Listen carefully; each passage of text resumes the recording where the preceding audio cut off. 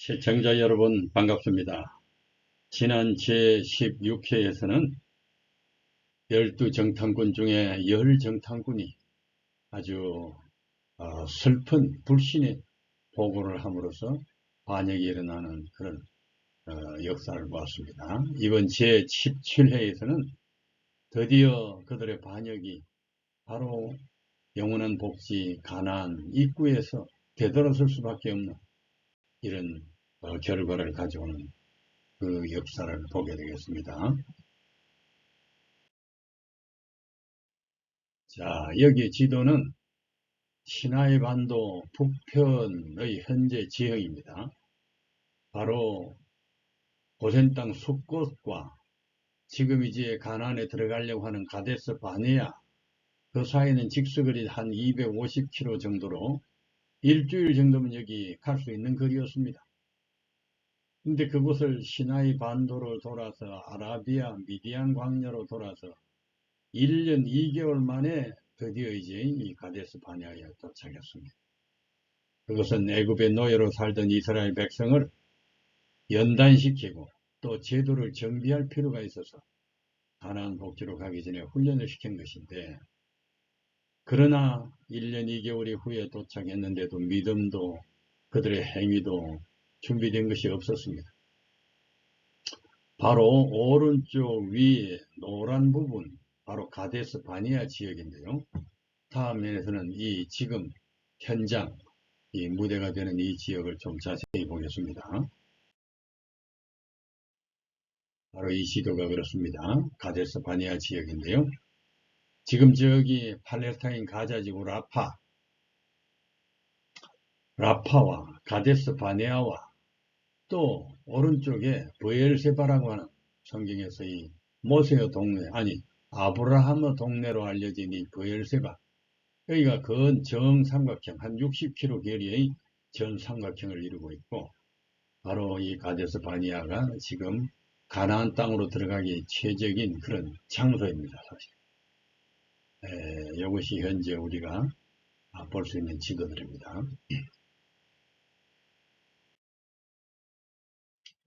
자, 여기는 가데스 바네아 그 지역을 위성사진으로 보면 현재 이렇게 되어 있고, 작은 동네가 있고 밭들이 몇 개 갖춰져 있습니다. 자, 여기에서 그 12정탐꾼 또 여러가지 정말 사건이 일어났던 가나안의 입구라 할 수 있습니다. 자, 12정탐꾼의 보고, 지난해에 했던 것을 계속해서 이어갑니다. 불충실한 정탐꾼들은 큰 소리로 갈렙과 유아소를 중상하고 그들을 돌로 치자고 소리쳤다. 미친 듯한 폭도는 그 충성스러운 사람들을 죽이려고 돌을 들었다. 그들이 미친 듯이 앞으로 달려나갈 때에 갑자기 그들의 손에서는 돌이 떨어지고 무서운 침묵과 이상한 공포가 밀려왔다. 하나님께서 개입하셔서 그들의 살인 계획을 막으셨다.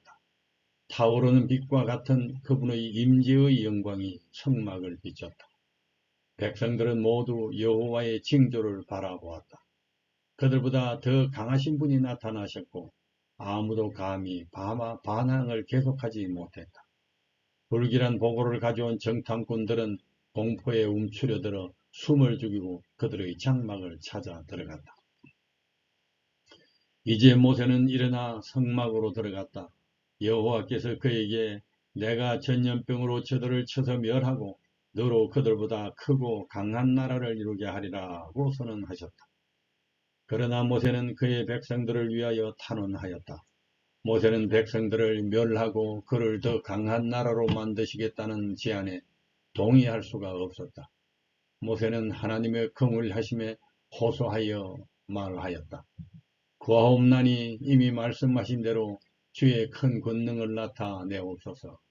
이르시기를 여호와는 노하기를 더디하고 인자가 많아 구하옵나니 주의 인자의 광대하심을 따라 이 백성의 죄악을 사하시되 애굽에서부터 지금까지 이 백성을 사하신 것 같이 사하옵소서. 불과 몇 달 전 시내 광야에서 금송아지를 만들었을 때에도 하나님께서 모세에게 이 백성을 보니 목이 뻣뻣한 백성이로다. 그런즉 내가 하는 대로 두라. 내가 그들에게 진노하여 그들을 진멸하고 너를 큰 나라가 되게 하리라고 하셨었다.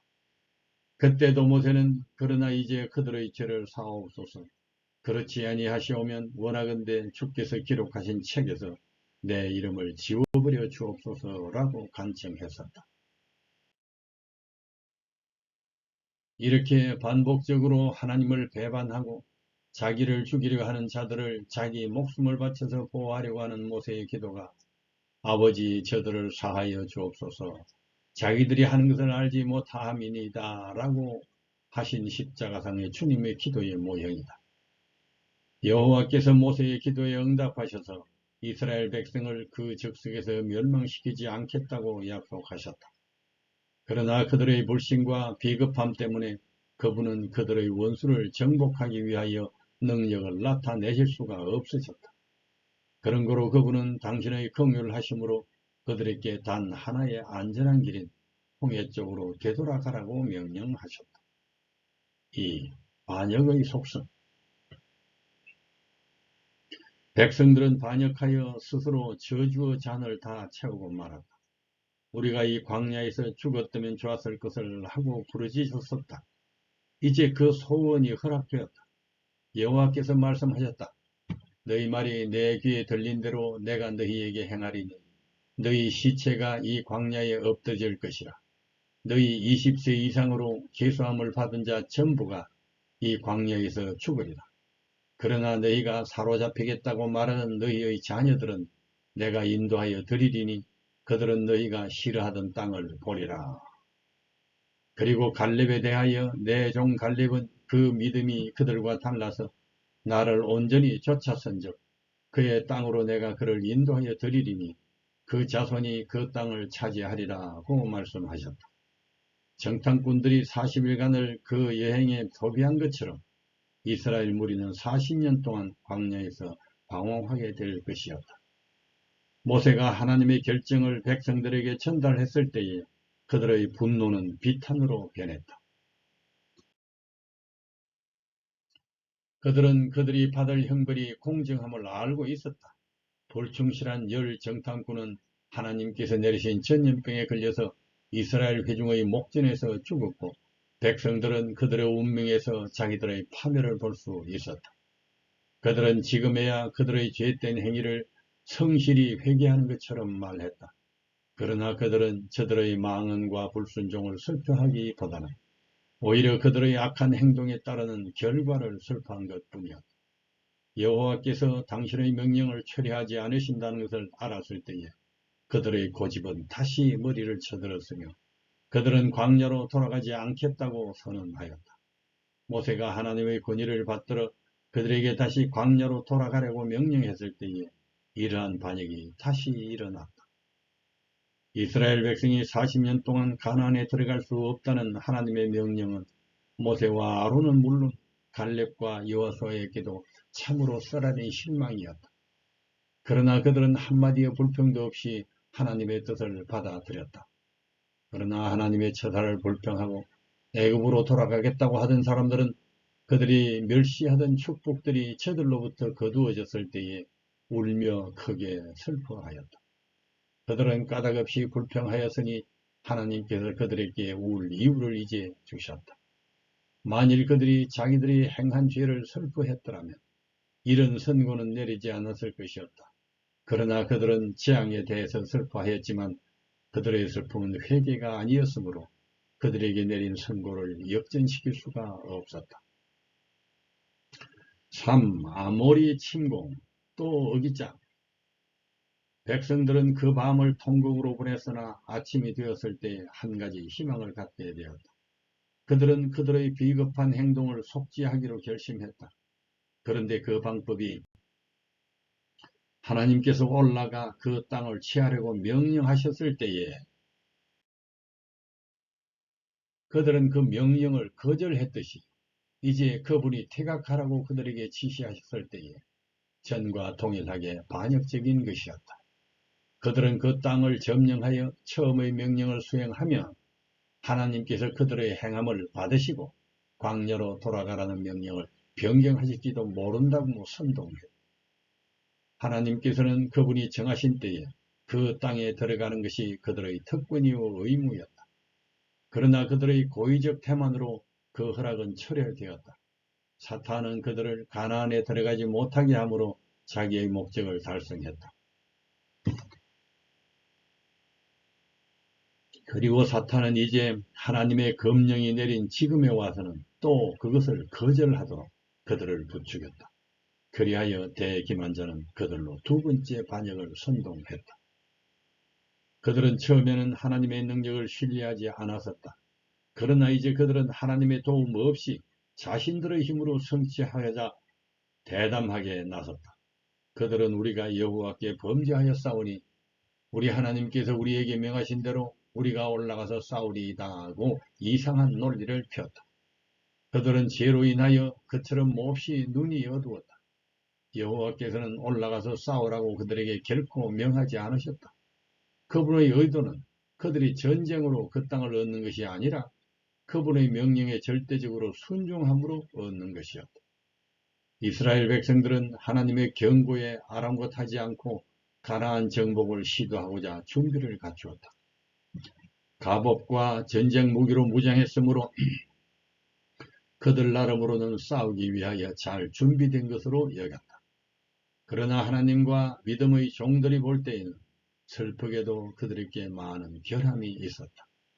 거의 40년 후 여호와께서 이스라엘 백성에게 올라가 여리고를 취하라고 지시하셨을 때에 그분께서는 그들과 함께 가시겠다고 약속하셨다.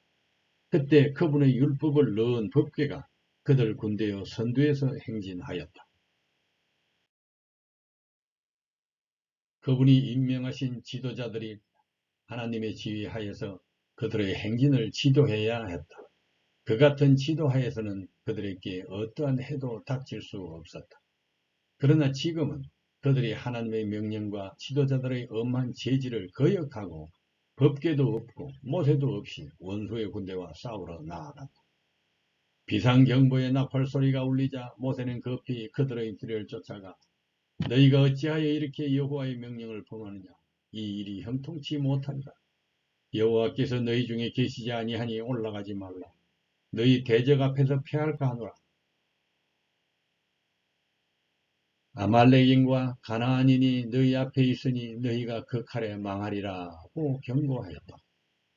가나안 사람들은 이 백성을 인도하는 듯한 신비한 능력과 그들을 위하여 행하신 이적들에 대한 소문을 들었다.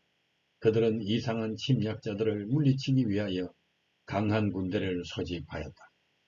그런데 공격군에는 지도자가 없었다. 하나님께서 그들에게 승리를 주시도록 기도도 드리지 않았다.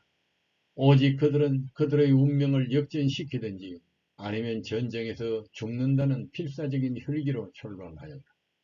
그들은 비록 전쟁에 익숙하지 못했으나 막대한 수효의 무장한 장정들이었으므로 갑자기 맹공격을 퍼부어 승리할 것으로 기대했다. 이런 것은 믿음이 아니라 자기 만용이다. 가나안 사람들은 암석질로 된 높은 고지에 자리 잡고 있었으므로 험하고 좁고 가파르고 위험한 오르막길을 통해서만 그곳에 도달할 수 있었다. 그런데 이 험한 길이 수효가 많은 그들에게는 패배를 한층 더 심하게 할 뿐이었다. 그들은 산 위에 있는 원수들의 진영에서 우습게 날아오는 공격의 위험을 무릅쓰고 천천히 산길을 따라 비틀거리며 올라갔다. 거대한 바위들이 우레와 같은 소리를 내며 굴러떨어졌고 그것들이 지나간 길은 죽은 사람들의 피로 붉게 물들었다. 산꼭대기까지 올라간 피로에 지친 사람들은 맹렬한 반격에 큰 손실을 입고 쫓겨 내려왔다. 살육진이 지나간 벌판에는 죽은 사람들의 시체들이 널려 있었다. 이스라엘 군대는 크게 참패를 당했다. 그들의 반역적 실험의 결과는 파멸과 죽음뿐이었다. 드디어 그들은 항복했고 생존자들은 돌아와서 여호와 앞에서 통곡하나 여호와께서 저들의 소리를 듣지 아니하셨다. 가나안인들은 강력한 무리의 접근을 두려워하며 기다렸는데 지금의 그들은 현저한 승리로 인하여 이스라엘을 저항할 자신감이 생겼다.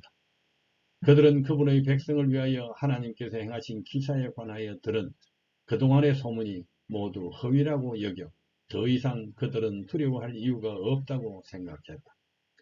이스라엘의 최초의 패배는 가나안 사람들에게 용기와 단합을 일깨워 그들을 정복하는 일에 어려움만 가중시켰다.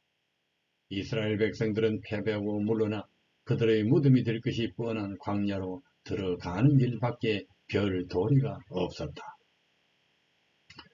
제17회는 여기까지 합니다.